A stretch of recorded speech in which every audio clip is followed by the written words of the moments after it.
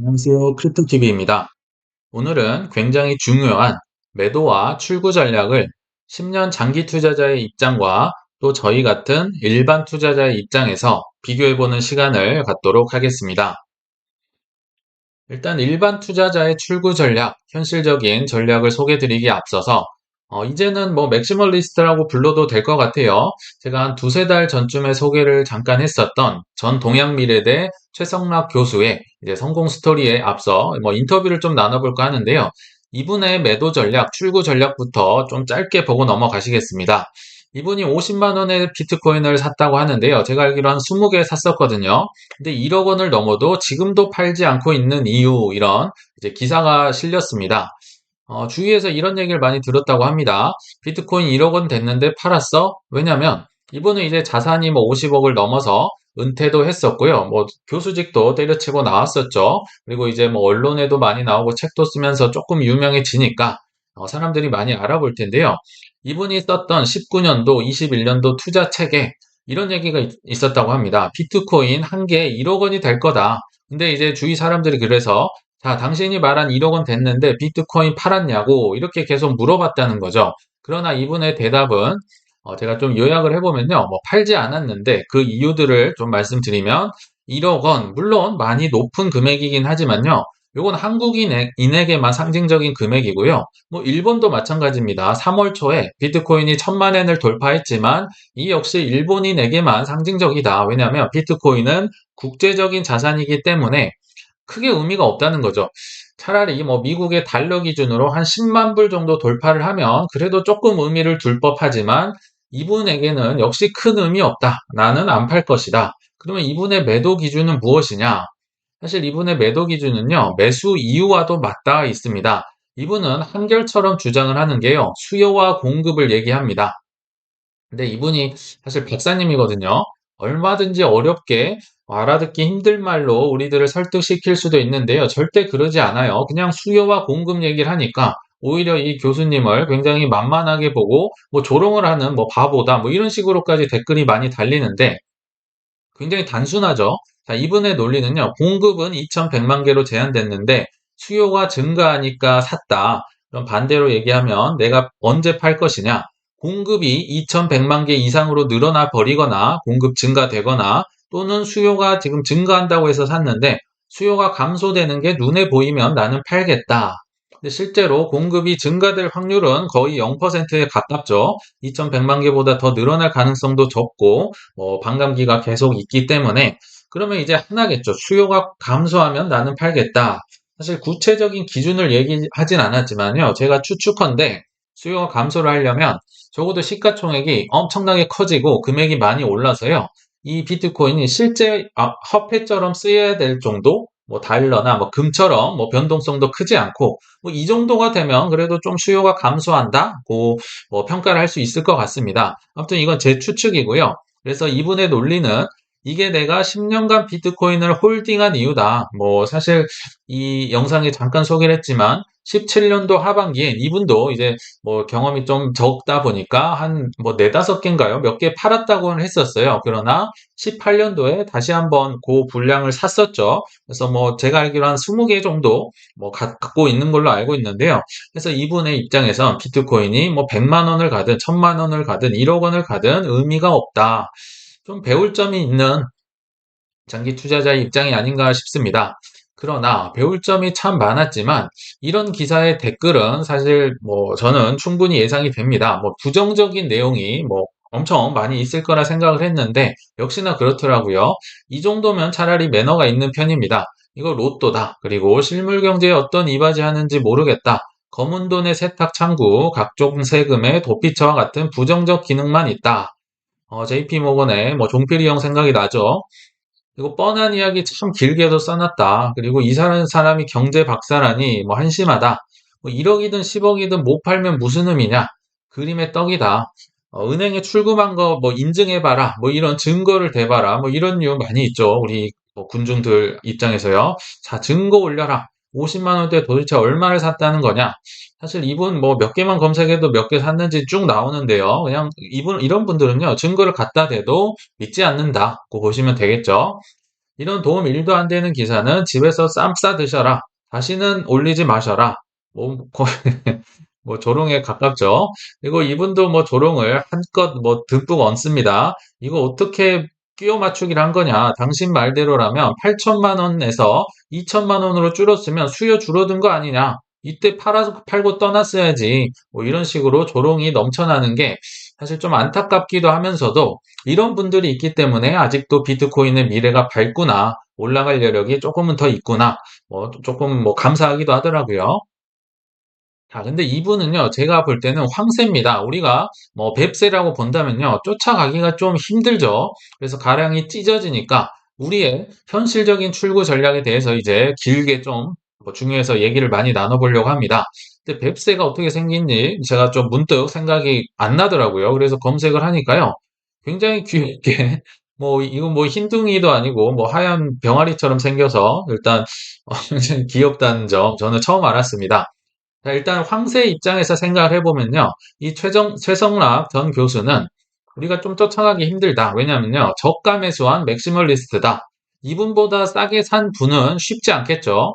그리고 이분보다 오래 한 분들도 많지 않을 겁니다. 저가 매수를 했기 때문에 이분은 이제 여유가 넘치고요.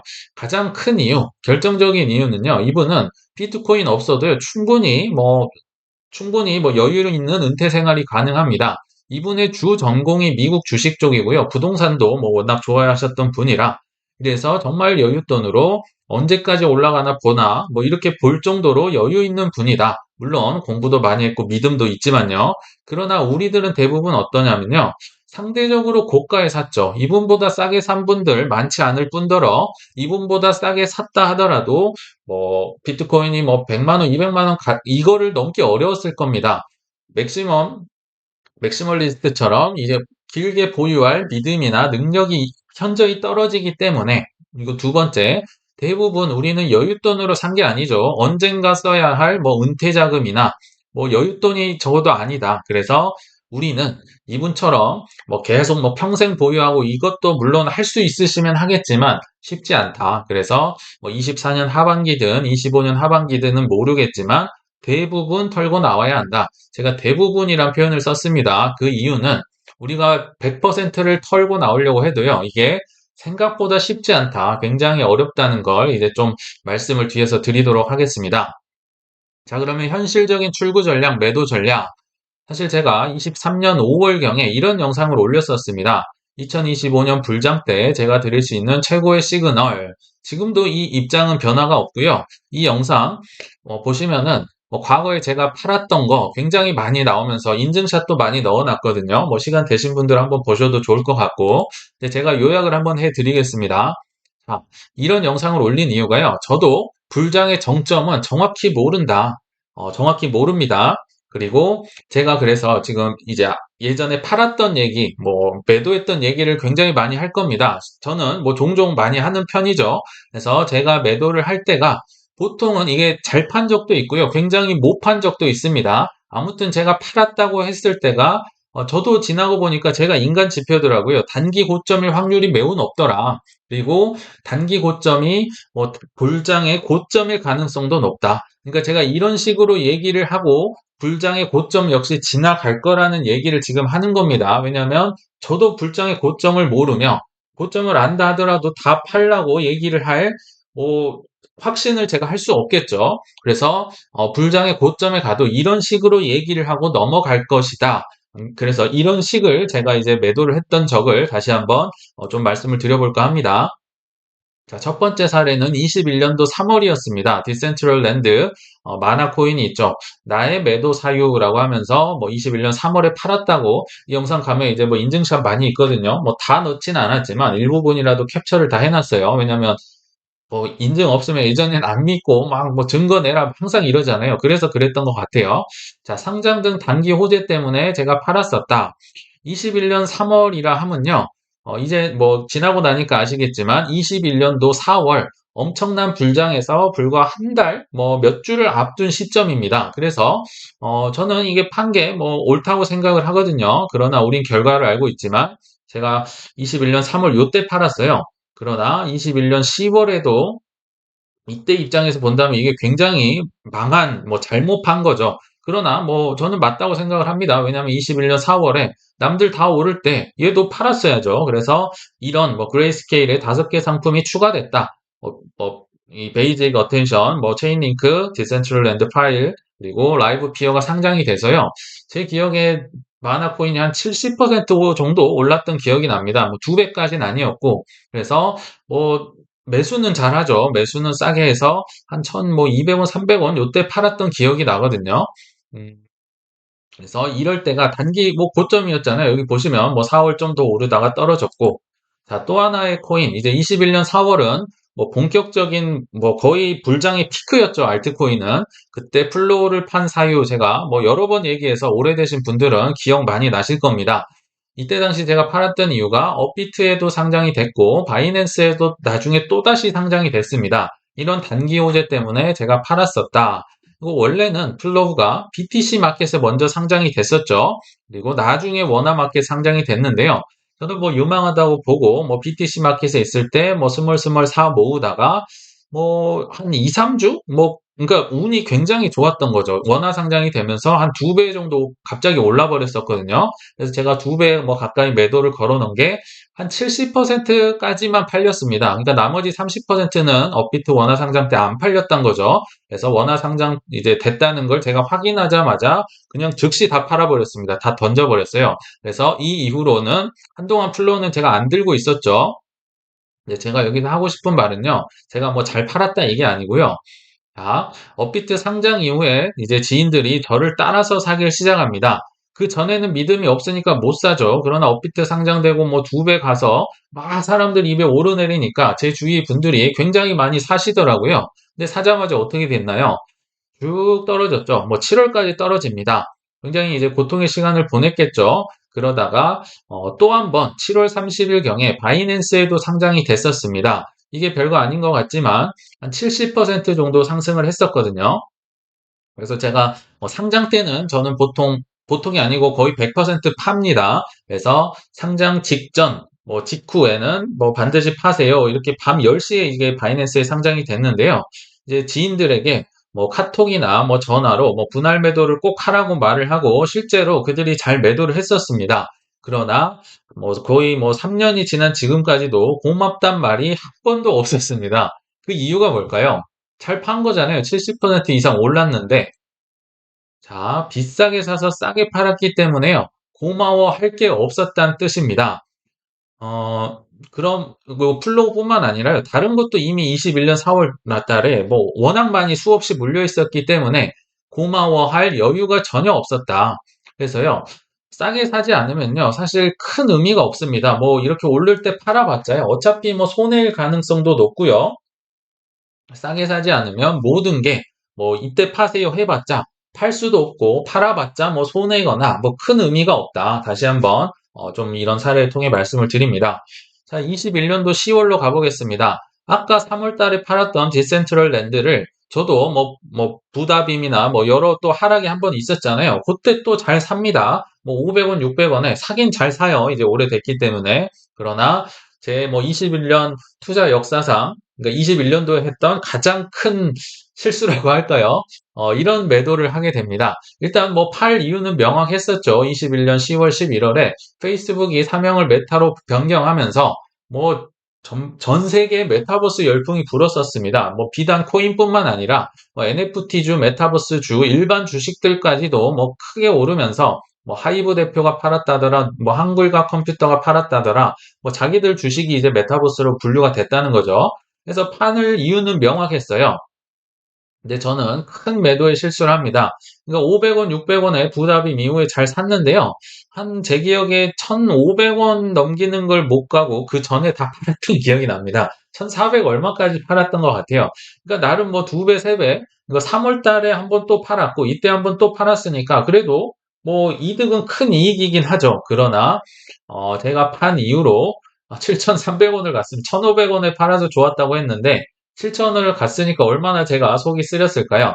그러니까 사실 이건 저만 그런 겁니다. 오전반에 있는 그 제 형 있죠. 그분 이제 한 뭐 7천원, 뭐 6천원 뭐 이때 잘 팔았었고요. 뭐 제 가족들, 지인들 다 잘 팔았는데 저만 이렇게 못 팔았기 때문에 아직도 생생히 기억이 납니다. 근데 무슨 얘기를 하고 싶냐면요. 후회 없는 가격에 매도를 할 가능성, 저는 10% 미만으로 봅니다. 지금 불장 때 얘기를 드리는 거예요. 그리고 전량을 내가 고점에 팔 가능성 역시 10% 미만으로 굉장히 낮게 본다. 제가 이게 후회 없이 가격을 팔았나요? 후회가 뭐 엄청 났겠죠. 뭐 1,400 얼마에 팔았는데 7,000원을 갔으니까 굉장히 배가 아팠었고요. 고점에 전량 매도할 가능성도 엄청 낮다. 지금 우리는 이게 결과를 알기 때문에요. 이게 이 10월, 11월에 올랐던 걸 알지만요. 사실은 모든 웬만한 알트코인은 21년 4월에 크게 올랐었잖아요.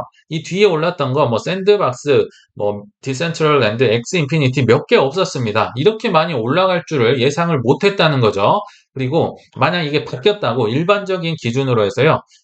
이 마나 코인의 불장이 21년 4월에 왔다고 치고요. 이때 정도의 상승이 10월, 11월에 왔다고 쳐봅시다. 이게 일반적인 상승이었죠. 그러면 21년 4월에 크게 올랐으니까요. 21년 10월에도 엄청 오를 걸 기대를 할 거잖아요. 그래서 막 매도를 이렇게 위에 걸어놨을 겁니다. 그러나 뭐 기억나시겠지만 우리가 이때 탈출을 못했던 이유, 기대감이 21년 4월에 가 있으니까요. 이게 너무 성에 안 차는 거죠. 그래서 전량 매도를 할 가능성이 매우 낮았다고 생각이 듭니다. 이런 여러 변수가 많기 때문에 전량 매도 어렵고요. 후회 없는 가격의 매도 어렵다는 거 참고로 해주시라는 차원에서 다시 한번 말씀을 드렸어요. 자, 21년 12월로 가보겠습니다. 니어 프로토콜이라는 지금은 AI로 분류된 이 코인을 매도를 했었는데요.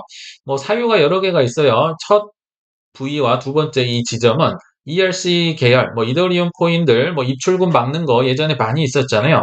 입출금 막으면 막 이제 세력들이 펌핑을 해서 크게 오르는 경우가 있고요. 또 21년도 12월경에는 원화 상장이 되면서 한번 크게 올랐었다. 근데 저는요, 이제 뭐 결론부터 말씀드리면 저는 ERC 코인의 입출금이 막혔던 요때 한번 한 뭐 두세 배 올랐었고요. 이게 지금 BTC 마켓이거든요. 요때 한 3배에서 4배 정도 올랐던 기억이 납니다. 저는 그냥 요때 매도 걸어둔 게 그냥 팔렸어요. 그래서 이때 이후로 니어 프로토콜을 들고 있었던 적이 없었다. 21년도 지금 뭐 8월, 9월 얘기입니다. 저는 이때 팔렸어요. 그러니까 뭐 이건 뭐 매크로나 이런 이유로 뭐 정상적인 이유로 팔린 게 아니죠. 그리고 제 형의 경우 오전반 이분은 정말 안 팔거든요. 근데 그래 이런 때도 안 팔았죠. 근데 제가 또 이런 경우가 있을 수 있으니까 매도 걸어놔라 걸어놔라 노래를 불러가지고요. 21년도 뭐 이때쯤에는 계속 매도를 위로 이건 절대 안 팔린다 하면 이렇게 다 걸어놓은 거죠. 근데 이게 거의 뭐 10배에 올랐던 걸로 제가 기억을 하거든요. 원화 상장됐을 때 BTC 마켓에 있는 니어 프로토콜이 원화됐을 때 이제 전량 매도가 된 거죠. 분할 매도로 뭐 2만, 3만, 4만, 5만, 6만, 7만, 뭐 9만까지 해서 제 형께 다 팔렸습니다. 요렇게 해서 이때도 팔렸고요. 또 뭐 이런 식으로 뭐 ERC 계열 입출금 막힌다고 해서 PTC 마켓에 있는 뭐 인젝티브나 컴파운드나 이런 코인들도 이럴 때 다 팔려서 없어졌어요. 무슨 얘기냐? 정상적인 이유가 아니라요.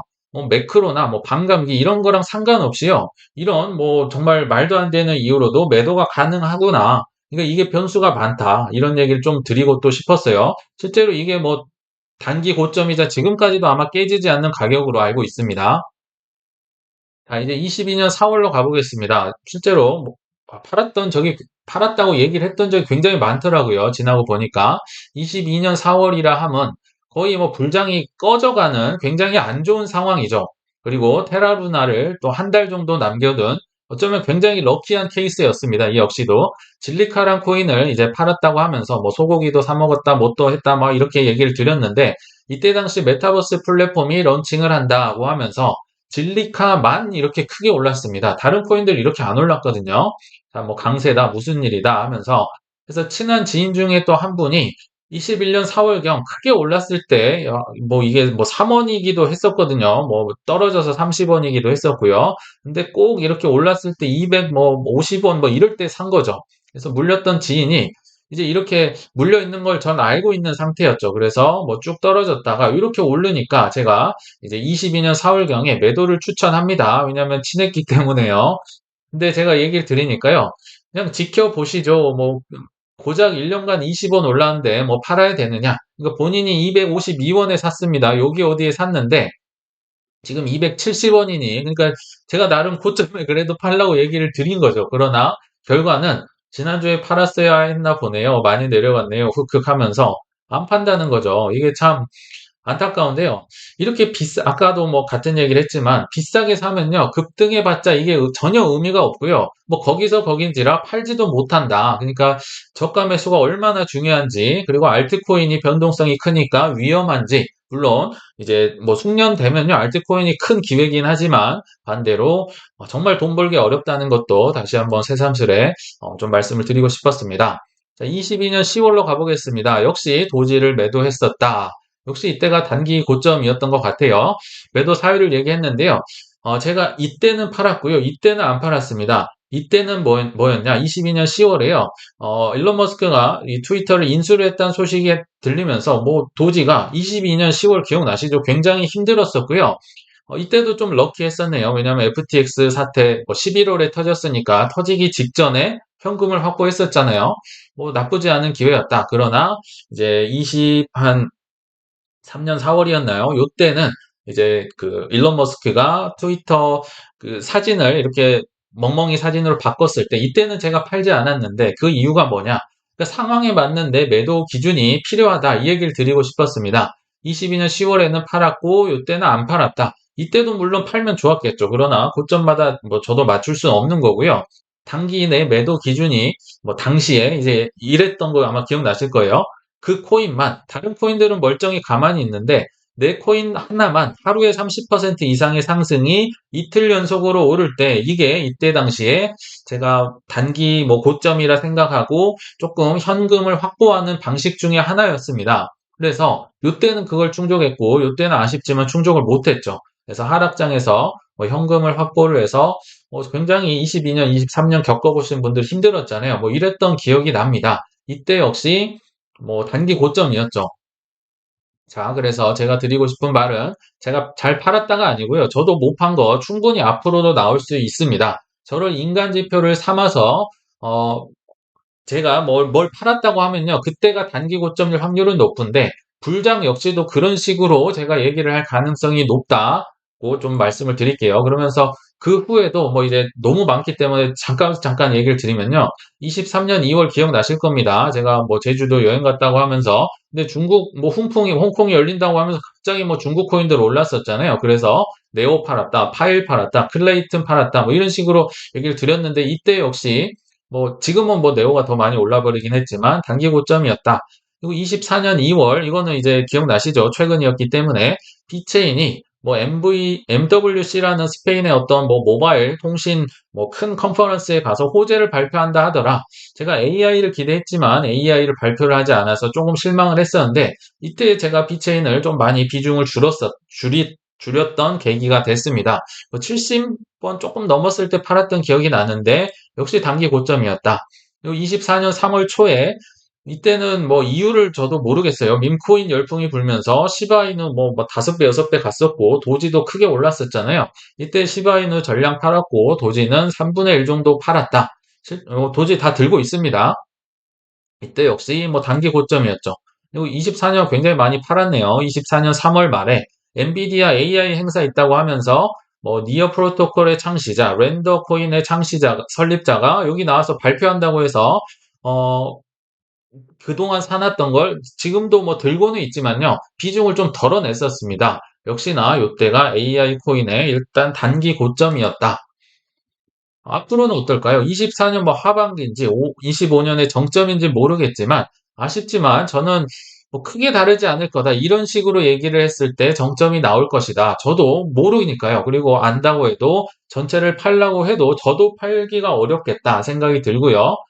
또 비싸게 사신 분들은 역시 팔 수 없다. 여러 변수가 있기 때문에 이 정도가 저의 최선이 아닐까 다시 한번 말씀을 드려봤습니다. 자, 그러면 좀 길어졌지만 현실적인 출구 전략과 상황극 제가 한번 들어가 보겠습니다. 물론 본인이 결정하셔야 됩니다. 저한테 뭐 팔아요? 이렇게 물어보시면 답변을 해드릴 수는 없다. 자, 기본적인 건 예전에 몇 번 말씀드렸지만 24에서 25년 뭐 끝까지 꽉 채웠을 때 뭐 비트코인이 예를 들어 2억 근처 갔다. 뭐 2억이 뭐 넘을 수도 있고요. 한참 못 미칠 수도 있습니다. 뭐 1.7억 갔다가 떨어질 수도 있고 그건 모릅니다. 그러나 비트코인이 저는 보수적으로 뭐 이 정도 많이 봤다고 생각은 안 하거든요. 이 정도 왔을 때 한 뭐 2주에서 3주 길면 한 달 뒤에 알트코인이 폭발할 이제 정점을 도달할 때 그때 이제 대부분의 코인을 분할 매도할 시점이 아닌가. 이게 이제 기본적인 계획인데요.